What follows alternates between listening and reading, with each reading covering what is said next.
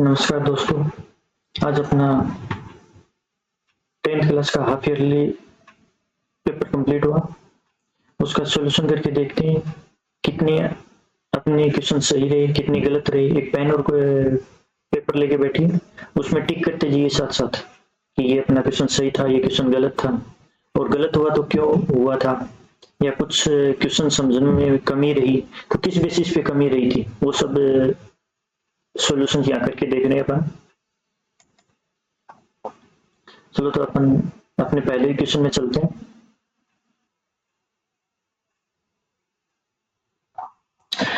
देखिए पहला क्वेश्चन क्या दिया था अपन, 26 91 का क्या पूछा है, HCF पूछा है। तो देखो पहले HCF क्या होता है, जो दोनों में कॉमन फैक्टर रहेगा वो HCF प्राप्त होता है। तो देखो 26 और 91 का HCF निकालना है। तो इन दोनों संख्याओं में सबसे पहले किसका भाग देंगे, जिसमें दोनों संख्याओं को डिवाइड कर सके। तो देखो दोनों संख्याओं को किसका भाग जा सकता है, इसमें 13, 26 में भी भाग जाएगा और 91 में भाग जाएगा। 26 में कितने बार जाएगा, 13 दूनी 26, और 91 में कितना जाएगा, 13 7 91। कितनी बार चला गया, 2 बार और 7 बार। अब 2 और 7 में किस संख्या का भाग जा सकता है, ऐसी हमारे पास कोई संख्या ही नहीं है, क्योंकि यहाँ 2 भी अभाज्य संख्या और 7 भी अभाज्य संख्या, किसी संख्या का भाग नहीं जा सकता। तो जो हमारे पास प्राप्त हुआ वही हमारा क्या है, HCF। ये ऑप्शन कौन सा रहेगा, ऑप्शन से। ठीक है, दूसरा देखो, द्विघात समीकरण x² + 7x + 10 के में मूलों का योग देखो सूत्र पढ़ाया था अपन ने, x² माइनस मूलों का योग इंटू x प्लस मूलों का गुणा। तो जो x के गुणा में है वो क्या होगा, मूलों का योग। लेकिन यहाँ देखो माइनस चिन्ह है, तो जो भी चिन्ह हो उसको विपरीत चिन्ह हमें लेना पड़ेगा। तो मूलों का योग यहाँ क्या आएगा, माइनस के साथ। तो कौन सा ऑप्शन रहेगा इसमें, द ऑप्शन सही रहेगा। अगला देखो, दो समीकरण दिए हैं, x + y = 10 और x - y = 6। क्या ज्ञात करने हैं, x व y के मान ज्ञात करने हैं। तो देखो x + y = 10 और x - y = 6। अब दो समीकरण दिए हो, x और y के मान ज्ञात करने हो, तो कौन सी विधि यूज करते हैं, विलोपन विधि। तो विलोपन विधि में देखो अब यहाँ पे y के चिन्ह जो है अपोजिट है, यहाँ प्लस है और यहाँ माइनस है, तो डायरेक्ट इनको क्या करेंगे, जोड़ने पर। जब चिन्ह अपोजिट होते हैं तब डायरेक्ट अपन जोड़ देते हैं। तो y से y तो क्या हो जाएगा, कैंसिल हो जाएगा। x जुड़ के कितने हो जाएंगे, 2x, और 10 + 6 कितने हो जाएंगे, 16। तो x बराबर 16 में 2 का भाग जाएगा, कितना आ जाएगा, 8। x बराबर कितना प्राप्त हो गया, 8। अब देखो, अब पहला समीकरण देखो क्या था, x + y = 10 था ना। इस समीकरण 1 में x का मान रख दो, तो अपने पास y का मान कितना प्राप्त हो जाएगा, 10, और ये प्लस का 8 उधर जाके किसका हो जाएगा, माइनस का। 10 - 8, तो y बराबर कितना आ जाएगा, 2। तो ऐसा कौन सा ऑप्शन है, x = 8 और y = 2, ए ऑप्शन। अब देखो, द्विघात समीकरण ax² + bx + c में विविक्तर d ज्ञात करने का सूत्र क्या होता है। अब देखो एक सूत्र पढ़ा था, श्रीधराचार्य सूत्र। इसमें क्या था, x = -b ± b² - 4ac का अंडर रूट। तो जो अंडर रूट में जो जो वैल्यू लिखी है b² - 4ac, इसी को ही तो अपन क्या बोलते थे, विविक्तर d बोलते थे। तो ये कौन सा ऑप्शन रहेगा, बी ऑप्शन, b² - 4ac। अब पांचवा देखो, इसमें क्या दिया, एक एपी समांतर श्रेणी दी गई है, अरिथमेटिक प्रोग्रेशन क्या दी है, 7 13 19 25, और क्या पूछा, 12वां पद पूछा। कौन सा पद, n = 12वां पद।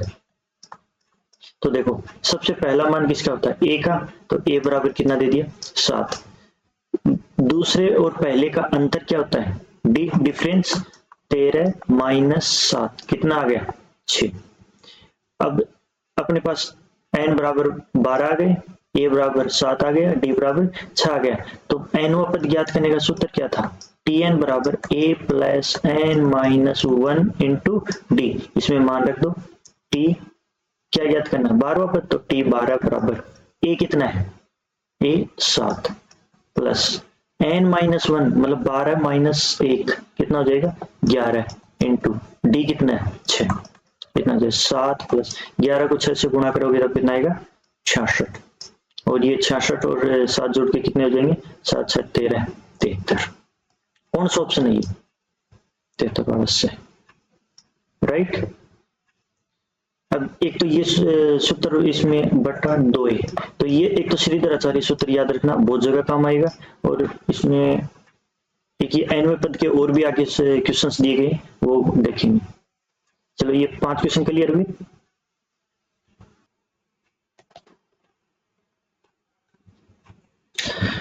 देखो अभी नेक्स्ट छठा क्वेश्चन देखो क्या दिया गया, दिए गए चित्र में बीई समांतर की क्या है बीसी, डीई ये भुजा है, इसके समांतर कौन सी दी गई है भुजा बीसी। तो अक्ष का मान ज्ञात करना है। जब मैंने एक कंडीशन पढ़ाई थी, ऐसे कोई भी त्रिभुज दिया हो और उसमें एक भुजा समांतर दी गई हो ए बी सी और ये भुजा डी ई, जब ऐसी कोई कंडीशन दी गई हो तो अपन ने क्या किया था, ये भुजा बटे ये भुजा या ये भुजा बटे ये पूरी भुजा, ये भुजा बटे ये भुजा। तो अब देखो इसमें से कौन सी दी गई, ये 4 दी गई है, ये 6 दी गई है, ये x दी गई है और ये 9 दी गई है।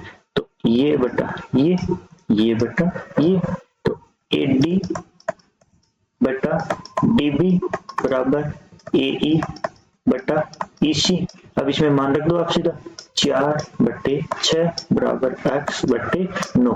अब इसे कट करने की कोशिश करो, 2 से कट हो रहा है कितनी बार 2 बार, यहाँ 2 से कट हो रहा है कितनी बार 3 बार।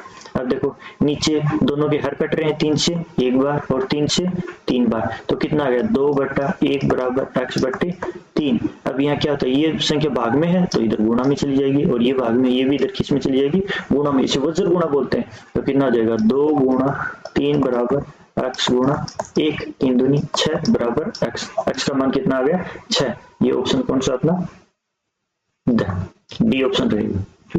अभी देखो एक वर्त का व्यास ए बी है, वर्त का व्यास क्या दिया है ए बी, इसमें ए बिंदु क्या दिया है 3 माइनस के 10 और बी बिंदु क्या दिया 1,4। इसमें वर्त के केंद्र के निर्देशांक पूछे हैं।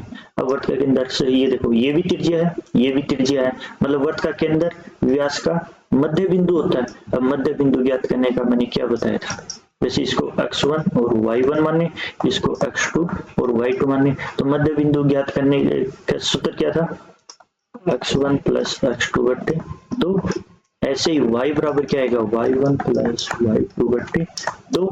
यहाँ x बिंदुओं को जोड़ दो, 2 का भाग लगा दो, यहाँ 2 बिंदु y बिंदु को जोड़ दो और 2 का भाग लगा दो, तो अपने पास क्या जाएगा मध्य बिंदु आ जाएगा। तो x बराबर इसमें वैल्यू रख दो 3 प्लस 1 बटा 2 और y बराबर कितना आ जाएगा माइनस के 10 प्लस 4 बटे 2, ये कितना हो जाएगा 4 बटे 2, तो 2 का भाग लगेगा तो कितना आ जाएगा 2, और y बराबर यहाँ कितना आ जाएगा माइनस के 10 प्लस का 4 कितना आ जाएगा माइनस के 6 बटे 2, यहाँ 2 का भाग लगेगा तो कितना आ जाएगा माइनस के 3। कौन सा ऑप्शन रहेगा x बराबर 2 और y बराबर -3, ये ऑप्शन इसका राइट रहेगा। क्लियर ये बात। अब देखो नेक्स्ट क्वेश्चन क्या दिया है साइन 60 का मान, ये तो सारणी से सीधा लिखा था साइन 60, इसमें तो कुछ कैलकुलेशन करने की जरूरत नहीं थी, सीधा होता है कितना √3 बटे 2, ये ऑप्शन राइट रहेगा इसका। अब दूसरा देखो 10 मीटर ऊंचे एक वृक्ष की छाया कितनी है 10 √3 मीटर लंबी हो तो सूर्य का 49 कोण मतलब इसका ओनियन कोण पूछ रहा है ये। तो ये एक वृक्ष है, इसकी छाया यही तो गिरेगी इधर, जैसे इधर सूर्य है तो इसकी छाया यही आएगी इधर, और वृक्ष कितना ऊंचा है 10, छाया कितनी दी है 10 √3 मीटर दी है, तो इसका 49 कोण मतलब ओनियन कोण पूछ रहा है, इसको थीटा मान ले। तो देखो ये कितना हो गया, ये क्या लंब और ये क्या आधार, तो लाल बटे का कैसे देखो क्या प्राप्त होगा लंब बटे आधार, किसका मान है ये tan का, tan थीटा बराबर लंब बटे आधार। अब थीटा तो अपने ज्ञात करना तो थीटा ही रहेगा, लंब कितना है 10 और आधार कितना है 10 √3, तो ऊपर भी 10 नीचे भी 10, ये तो हो गया कट। तो tan थीटा बराबर कितना आ गया 1 बटा √3, और tan में 1 बटा √3 मान किसका होता है tan 30 का, tan 30। अब देखो tan हट जाएगा तो थीटा बराबर कितना आ जाएगा 30 डिग्री, तो ये 30 डिग्री। ये कौन सा? डी ऑप्शन इसका राइट रहेगा। अब आगे देखो कौन सा ऑप्शन क्वेश्चन दिया, वर्त के किसी एक बाहरी बिंदु से वर्त पर खींची गई स्पर्शरेखाओं की संख्या होगी। एक वर्त था, अपन ने यहाँ बाह्य बिंदु लिया था, यहाँ से अपन स्पर्शरेखा खींचेंगे, कितनी स्पर्शरेखाएं खींची? हर बार 2 ही तो खींच रही थी, उसके अलावा कोई और स्पर्शरेखा तो नहीं देखी, तो कितनी स्पर्शरेखा रहेंगी? 2, राइट। आगे देखो, आर त्रिज्या वाले वृत्त के त्रिज्य खंड का क्षेत्रफल जो केंद्र पर थीटा कोण बना रहा है, डायरेक्ट इसमें फॉर्मूला ही पूछ लिया, कैलकुलेशन करने की जरूरत ही नहीं है। थीटा कोण दिया हो, आर त्रिज्या दी हो, तो इसके त्रिज्य खंड का क्षेत्रफल का सूत्र अपने क्या देखा था? पाई आर स्क्वायर, वर्त का क्षेत्रफल, इसे गुणा के साथ किसे करना था? थीटा बटे 360 से, क्योंकि वर्त का कुछ हिस्सा ही निकाल रहे हैं, तो थीटा कोण और कितने में से? 360 डिग्री में से, तो वर्त के क्षेत्रफल को थीटा बटे 360 से गुणा करते तो क्या जाता था? त्रिज्य खंड का क्षेत्रफल। कौन सा ऑप्शन रहेगा? Option B. अब देखो आगे, आगे क्या दिया? 3 सेमी त्रिज्या वाले गोले का आयतन, 3 सेमी त्रिज्या का गोला है, ठीक है, इसका आयतन ज्ञात करना। गोले का आयतन ज्ञात करने का सूत्र क्या होता है? 4/3 पाई आर क्यूब। अब इसमें मान रख लो 4/3। अब पाई के पदों में ज्ञात करना है, क्योंकि सारे ऑप्शन पाई में है, तो इसको पाई को तो अलग ही रख लो, पाई पहले आ जाएगा। आर क्यूब, आर कितनी बार गुणा? 3 बार, 3 गुणा 3 गुणा 3, तो 3 से तो 3 कट हो जाएगा, क्योंकि नीचे 3 है। अब देखो इनको गुणा करो, 3 को 3 से गुणा करोगे तब 9, 9 को 4 से करोगे तो 9 चौक 36, कितना आ जाएगा? 36 पाई। कौन सा ऑप्शन रहेगा? सही, ठीक है। आगे देखो, बेलन का वक्र पृष्ठीय क्षेत्रफल ज्ञात करने का सूत्र, जिसकी त्रिज्या कितनी दी है? आर, ऊंचाई क्या दी है? एच। अब क्लास में जो क्वेश्चन किए थे अब से रिपीट हो रहे हैं पूरे। अब कितनी क्वेश्चन ऐसे थे जो आपको एग्जाम में वहां याद नहीं आई? याद नहीं आई तो किस वजह से याद नहीं है? आप क्या इन स्टेप तक पहुंचे थे या नहीं पहुंचे थे, वो क्लियर करने की कोशिश करो। अब देखो क्या दिया? वक्र पृष्ठीय क्षेत्रफल, तो वक्र नाम दे दिया इसमें, तो क्या रहेगा? वर्त की परिधि को किससे गुणा कर देंगे? एच से। वर्त की परिधि को, क्योंकि परिधि क्या हो गई? इसका एक वक्र ही तो हो गया भाग, और ये इसको हाइट से गुणा कर देते हैं, तो कितना जाएगा? 2 पाई आर एच। कौन सा ऑप्शन रहेगा? बी ऑप्शन इसका राइट रहेगा। क्लियर? अब नेक्स्ट क्वेश्चन देखो, क्या दिया? एक पास्य को फेंकने पर 6 अंक आने की प्रायिकता, क्या पूछा? अब प्रायिकता ज्ञात करने का सूत्र क्या होता था? 6 प्राप्त करना, अनुकूल परिणाम बटे कुल परिणाम। अब 6 अंक लाना है, सिर्फ एक ही अंक चाहिए अपने को, क्या? 6, तो अंक कितना है? 1, तो अनुकूल परिणाम कितना रहेगा? 1, या 6 नहीं आ सकता, क्योंकि 6 अंक लाना है, तो 6 नंबर तो 1 2 3 4 5 6, ये तो सभी क्या हो जाएंगे अपने कुल परिणाम। इसमें से अपने को चाहिए सिर्फ 6, तो ये कितना? 1 ही तो है, तो अनुकूल परिणाम कितना हो जाएगा? 1, कुल परिणाम कितना हो जाएगा? 6। ये ऑप्शन कौन सा रहेगा? डी ऑप्शन राइट रहेगा इसका। अब आगे देखो, 3 5 7 9 11 13 15 का माध्य ज्ञात कीजिए। अब एक तो माध्य ज्ञात करने का सूत्र, सभी संख्याओं का योग और कितनी संख्याएं उसका भाग, 3 3 6 7 7 का भाग दे दे। या फिर इसमें से देखो सब में डिफरेंस सेम है, 3 में 2 जोड़ो 5, 5 में 2 जोड़ो 7, 2 जोड़ो 9। ऐसे अगर सब में डिफरेंस सेम हो तो सबसे बीच का जो मान होता है वही उसका क्या कहलाता है? माध्य कहलाता है। तो इसका माध्य कितना आएगा? 9। या फिर आपको ये स्टेप ध्यान में नहीं रही तो आप सूत्र से कर लो, सभी को ऊपर योग कर दो और नीचे किसका भाग लगा दो? 7 का भाग लगा दो, तो 9 7 63, तो योग कितना आएगा? 63 आना चाहिए, और इसमें 7 का भाग लगाओगे तो कितना आ जाएगा? इसका 9 आ जाएगा। क्लियर हुई बात? ये ऑप्शन कौन सा रहेगा? इसका ऑप्शन सी। अब नेक्स्ट क्वेश्चन देखो क्या दिया है, रेखा a1x plus b1y plus c1 दो समीकरण दिए हुए हैं, और इनमें a1/2 बराबर b1/b2 बराबर c1/c2 हो तो रेखाओं के कितने हल होंगे? जो मैंने क्या किया था, एक रेखा बनाई थी, उसमें अगर पहले ही काट दे रहे हैं तो इसमें क्या हो जाएगा?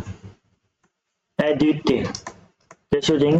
अद्वितीय है। यदि लास्ट में जाके काट रहे हैं तो मैंने क्या बोला था, इसके कैसे हल होंगे, समांतर हल। और अपन काट ही नहीं रहे, चलते हुए ही जा रहे हैं सीधा, तो इसके अनंत तक जा सकते हैं, तो इसके कितने हल हो जाएंगे, अनंत हल। तो इसमें क्या आ जाएगा, अनंत, राइट।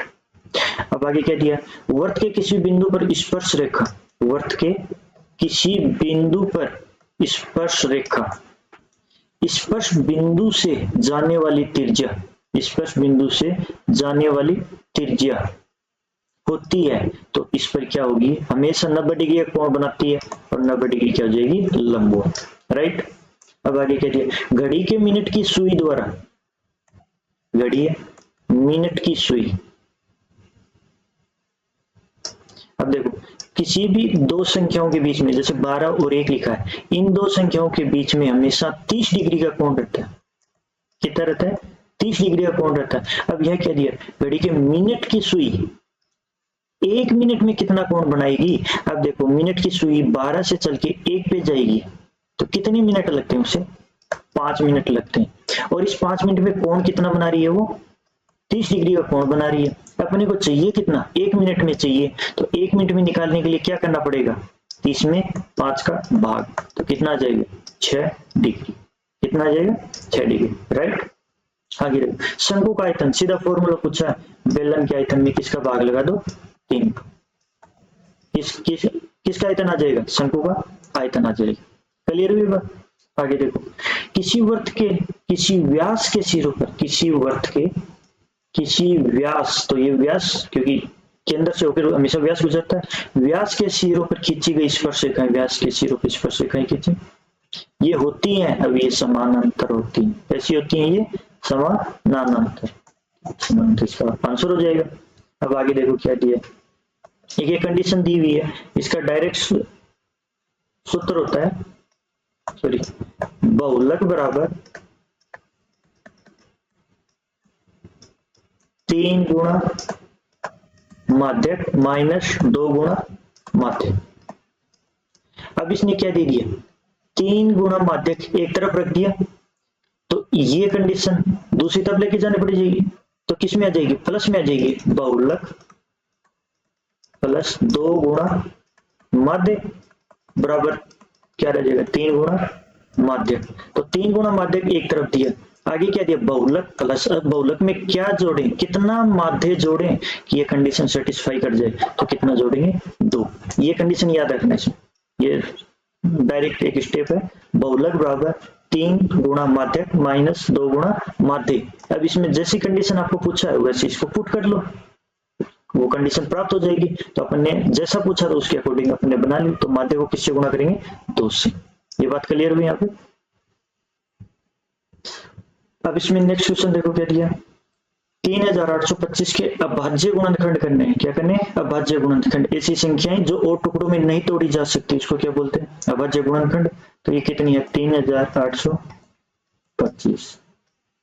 इसमें देखो सबसे पहले किसका, अब लास्ट में सम नहीं है तो 2 का तो नहीं जाएगा, 3 का जा रहा नहीं जा रहा, वो देखो 8 3 जा रहा है, 2 13 13 5 18, 18 में 3 का भाग जा रहा है, मतलब इसमें भी किसका जाएगा, 3 का भाग जाएगा। विभाजकता के नियम से कर रहे हैं अपन ये, तो 3 में कितने बार जाएगा, 1 बार, 8 में कितने बार जाएगा, 2 बार, या कितने बचे, 2 और आगे 2, कितने होगा 22, 3 का भाग 2, 3 7 21, कितने बचेंगे 1, आगे 5 उतारा 15, 15 में 3 का भाग 5। क्लियर हुई। अब देखो वापस 2 का तो जाएगा नहीं, 3 का जा रहा है नहीं जा रहा, वो देखो 2 और 1 3, 10 5 15, 15 में 3 का जा रहा है तो इसमें भी 3 का जाएगा। 12 में कितनी बार, 4। अब 7 में कितनी बार, 2 बार। अब यहाँ कितना बचा, 1, आगे उतारेंगे 5, कितने हो गए 15, 3 का भाग 2, 5 बार। अब देखो इसमें 2 का नहीं जा रहा, 3 का, 4 2 6 5 11 नहीं जाएगा 3 का भी, तो अब किसका जाएगा, क्योंकि लास्ट में 5 है तो 5 का ही जाएगा डायरेक्ट। कितनी बार, 5 का 2, 5 8 40, कितने बचे 2, आगे उतारा 5 25, 25 में 5 का भाग 5 बार। अब वापस से किसका जाएगा, 5 का, क्योंकि अभी 2 और 3 का, क्योंकि लास्ट में सम नहीं है तो 2 का तो जाएगा नहीं, 3 का देख नहीं सकते, क्योंकि पहले अगर 3 का यहां से भाग नहीं जा रहा तो आगे भी नहीं जाएगा, तब यहाँ 5 का 2, कितनी बार, 1 बार, कितने बच्चे 3, आगे उतारा 5, 35, 35 में 5 का भाग दो, 5 7 35। अब 17 एक अभाज्य संख्या, तो 17 में 17 कट जाएगा 1। तो अब अभाज्य गुणनखंड कितने हुए? 3 की घात 2 गुणा 5 की घात 2 गुणा 17। यही तो हमारे अभाज्य गुणनखंड होते हैं जो इधर प्राप्त होते हैं। यही अपने कैलकुलेशन करनी पड़ती है, इसमें विभाजकता के नियम से प्राप्त होते हैं। क्लियर? अब आगे देखो क्या दिया, द्विघात समीकरण ज्ञात कीजिए जिसमें मूलों का योग दिया और मूलों का गुणनफल दिया है। अपन ने अभी अभी एक सूत्र पढ़ा था द्विघात समीकरण ज्ञात करने का, एक्स स्क्वायर माइनस मूलों का योग इंटू एक्स प्लस मूलों का गुणा बराबर 0, क्योंकि समीकरण ज्ञात करना है तो बराबर 0 लिखेंगे। अब एक्स स्क्वायर, योग का हमेशा चिन्ह बदल के लिखते हैं। यहाँ योग क्या है? माइनस का 3, तो यहाँ क्या हो जाएगा? प्लस का 3, क्योंकि माइनस पहले से है और यहाँ चिन्ह जो आता है तो वह आपस में मल्टीप्लाई होते हैं, तो माइनस माइनस क्या हो जाएगा? प्लस क्या है साथ में एक्स प्लस गुणा कितना दिया है? 2 बराबर के 0। यही अपनी क्या हो जाएगी? द्विघात समीकरण। आगे देखो क्या दिया, एक समांतर श्रेणी दे दी वापस से। इसका बोला कौन सा पद अठंतर है? अपन मान लेते हैं n हुआ पद इसका क्या है? अठंतर है। a का मान क्या दिया है? 3, d का मान क्या दिया?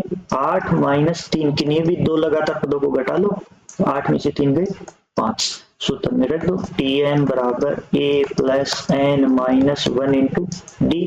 tn का मान कितना है? 78, a का मान कितना है? 3 और n माइनस 1, n तो अपने को ज्ञात करना है, इंटू डी कितना? 5।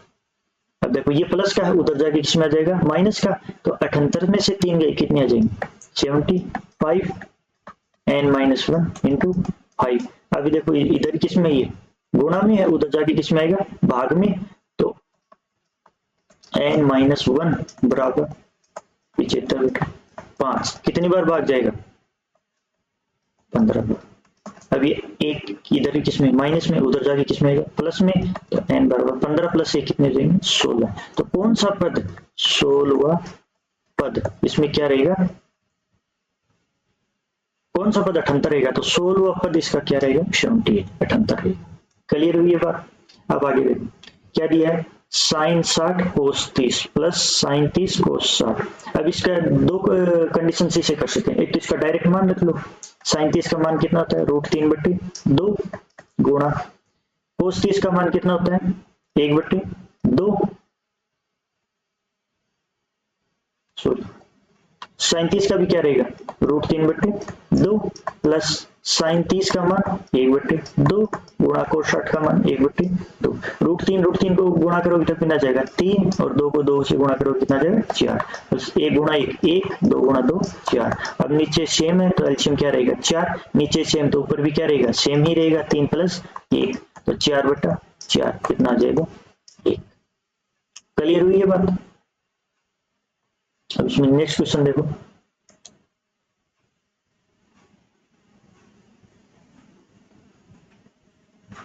क्या दिया? भूमि के एक बिंदु से जो मीनार के पाद बिंदु से 30 मीटर की दूरी पे, जो नीचे जड़ का पॉइंट जो होता है उसे क्या बोलते हैं? पाद बिंदु। इससे कितनी मीटर की दूरी पे?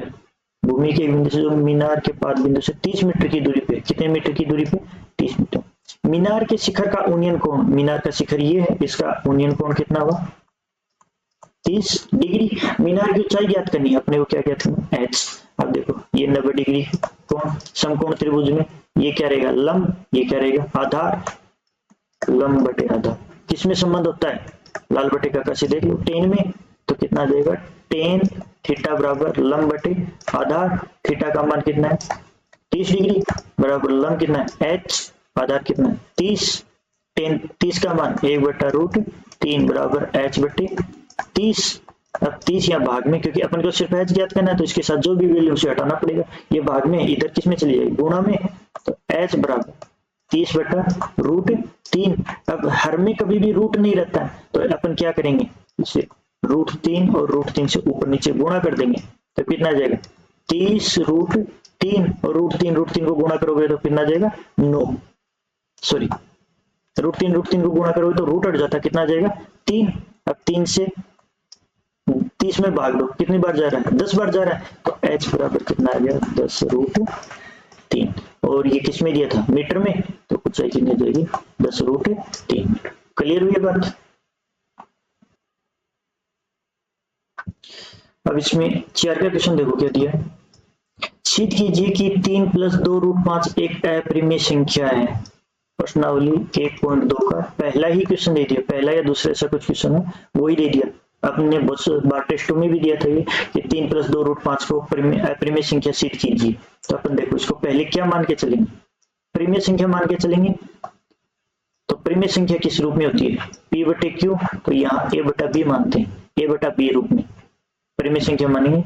3 + 2√5 बराबर a/b। जो a व b क्या रहेंगे? सह अभाज्य पूर्णांक रहेंगे, मतलब a व b में किसी और संख्या का भाग नहीं जा सकता। अब सह अभाज्य, अभाज्य मतलब किसी अन्य संख्या का भाग नहीं, सहभाज्य मतलब साथ साथ में a/b रहेगा। अब 3 को उधर लेके जाएंगे तो कितना आ जाएगा? a/b - 3। अब यहाँ एलसीएम लेंगे तो कितना जाएगा? b a माइनस, अब इसके नीचे कुछ नहीं तो डायरेक्ट गुणा हो जाता है इधर, तो कितना जाएगा? 3b।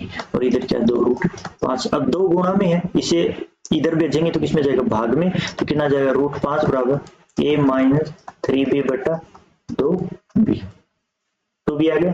अब देखो अपन क्या मान के चले? इसको परिमेय संख्या मान के चले, तो इधर की कोई भी परिमेय संख्या में कुछ भी संख्या घटाओ या जोड़ो, हमेशा क्या रहेगी? परिमेय संख्या प्राप्त होती है। तो ये स्टेप भी क्या रहेगी? परिमेय संख्या। ये स्टेप भी क्या रहेगी? परिमेय संख्या। ये स्टेप भी क्या रहेगी?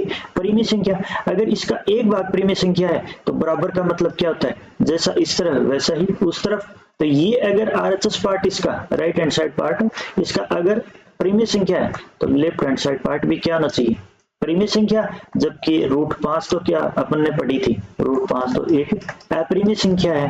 तो ये विरोधाभास क्यों प्राप्त हुआ? क्योंकि अपन स्टार्ट में इसको क्या मान के चले थे? परिमेय संख्या। इस विरोधाभास के कारण ये अपना यहाँ क्या प्राप्त हो रहा है? परिमेय संख्या प्राप्त हो रहा है। तो ये √5 अपरिमेय संख्या, इसलिए जो स्टार्ट में मान के चले थे 3 + 2√5 को परिमेय संख्या, वो परिमेय ना होकर क्या रहेगी? अपरिमेय संख्या। क्लियर हुई बात?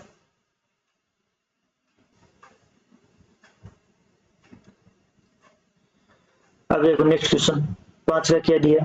x² - 2x - 8 के शून्य ज्ञात कीजिए। क्या ज्ञात करने? इसके जीरोज शून्य ज्ञात करने। तो शून्य ज्ञात करने का एक ही मैंने फॉर्मूला पढ़ाया था x के पदों में, तो x बराबर -b श्रीधराचार्य सूत्र याद करो, b² - 4ac का √2e। हस्बैंड वाइफ वाली कहानी याद करो इसमें कि बीवी शादी में जा रही थी, टाइम लगाया था उसने, तो हस्बैंड गुस्सा हो गया, तो उस आधार पे देखो सूत्र याद किया था अपन, वही सूत्र है ये श्रीधराचार्य सूत्र। तो x बराबर ax² + bx + c। a क्या रहता है? x² का गुणांक, b क्या रहता है? x का गुणांक, c क्या रहता है? जो अचर पद बचा वो। तो यहाँ देखो a का मान कितना है? 1, b का मान कितना है? -2, c का मान कितना है? -8। ये वैल्यू इसमें पुट कर दो। -b, जहां भी माइनस चिन्ह होता है हमेशा चिन्ह बदल के लिखा जाता है। तो यहाँ -2 है तो इसे क्या कर दो? प्लस का 2, क्योंकि b से पहले माइनस है तो b जो भी वैल्यू हो उसका चिन्ह बदल दो। प्लस माइनस b² मतलब -2 का स्क्वायर कितना हो जाएगा? 4 -4, a का मान 1, c का मान -8, तो माइनस माइनस क्या हो जाएगा? प्लस √2, a का मान 1। तो x बराबर 2 + -4 प्लस, अब देखो 8 को 4 को गुणा करो, 8 तो 32/2, 2 + -32 और 4 को जोड़ोगे तो कितना जाएगा? 36/2। अब 36 का रूट क्या होता है? 6/2। तो देखो 2 चिन्ह है तो 2 प्राप्त होंगे, क्योंकि जितनी घात का समीकरण होता है उसके उतने ही जीरोस प्राप्त होते हैं। तो यहाँ कितनी घात है? 2, तो 2 जीरोस प्राप्त होंगे। 2 चिन्ह से ले लो, एक बार प्लस ले लो, एक बार माइनस ले लो। 2 + 6 कितने? 8, 8 में 2 का भाग दोगे तो कितना आएगा? 4। 2 - के 6, जब विपरीत चिन्ह होते हैं तो संख्याएं घटती हैं और चिन्ह हमेशा बड़ी संख्या का रहता है। कितना आ गया? -4/2। तो कितना हो गया? 4 और इसमें 4 में 2 का भाग 2 तो कितना जाएगा -2। यही हमारी क्या है शून्यंक। अब शून्यंकों तथा गुणांकों के बीच संबंध की सत्यता की जांच भी करनी है। तो देखो ये शून्यंक प्राप्त हुए, शून्यंकों का योग करो, क्या हो गया, योग कितना रहा है 4 -2 कितना आएगा 2, गुणा कितना आएगा 4 गुणा -2 कितना जाएगा -8। क्या ये समीकरण प्राप्त हो रहा है जो अपन ने पढ़ा था, x² माइनस शून्यंकों का योग इंटू x प्लस शून्यंकों का गुणा, वो प्राप्त हो रहा है या नहीं। देखो x² योग कितना है 2 तो चिन्ह बदल के लिखा जाता है -2x, गुणा कितना -8 तो ये शून्यंकों को तथा गुणांकों के बीच में क्या हुई संबंधों की सत्यता की जांच भी है। पैसा क्लियर हुई है बात। अब इसमें 6 का क्वेश्चन देखो क्या दिया है, दो संपूरक, संपूरक क्या होता है दो कोणों का योग 180 डिग्री। क्या दिया, दो संपूरक कोणों में बड़ा कोण छोटे कोण से 18 डिग्री अधिक है।